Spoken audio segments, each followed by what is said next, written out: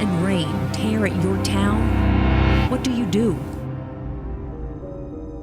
When the storm clears and you're left with little, how do you help? Your family, your neighbors, yourself. Those are the questions more than 3 million Puerto Ricans faced last year. Dr. Francisco Murphy cares for patients in Adjuntas, a small town in the mountains near the center of the island. After Hurricane Maria, Dr. Murphy knew his remote community was at risk. Without clean water, electricity, food, and health care, people would suffer.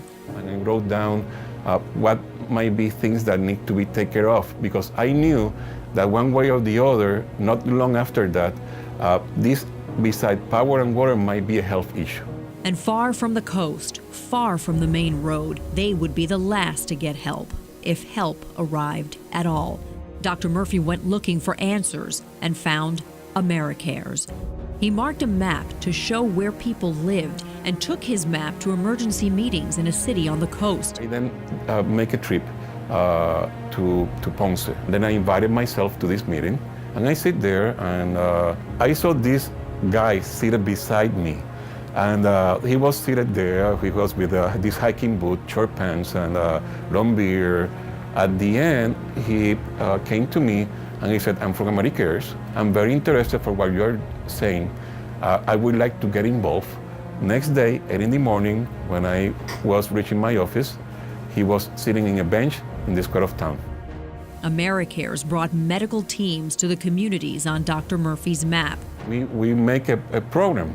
And through that program, we visit all these places that you might see in that map. We reach a place, we establish a hub, and from there, we, like a spider web, they just move all around the surrounding areas. In Utuado, Juan had cleared 200 wheelbarrows of landslide debris from his home. Suffering pain from an injury, he was amazed to find that Americares had set up an emergency medical clinic in his small mountain town. On Puerto Rico's east coast, where Hurricane Maria made landfall, emergency medical technician Cesar Ortiz worked through the hurricane, watching on his cell phone as his own home was ravaged by wind and rain. As months passed, Cesar saw the long-term effects of the disaster. There was a second wave of harm, storm-related trauma, just as deadly as the hurricane itself. Antes yo podía atender un paciente con intento suicida una vez al mes. Ahora hay veces que son 5 y 7 veces al mes que se atienden pacientes con intento suicida. Cesar went looking for answers and found Americares. At an Americares mental health workshop for health workers, Cesar learned to ease his own stress and address the trauma in others. Sí, definitivamente. Esto va a ser hasta que Dios quiera que yo me vaya del mundo, pues seguiré aconsejando y ayudando a todas las personas. On Vieques, an island off the coast of Puerto Rico, Radames needs dialysis treatment 3 times a week to stay alive. But after Hurricane Maria destroyed the only dialysis center on the island, his life was in danger. Radames needed an answer and found Americares. Americares provided Radames and other patients with transportation to a dialysis center on the mainland, while the health department searched for a long-term solution. I don't have other choice. I die.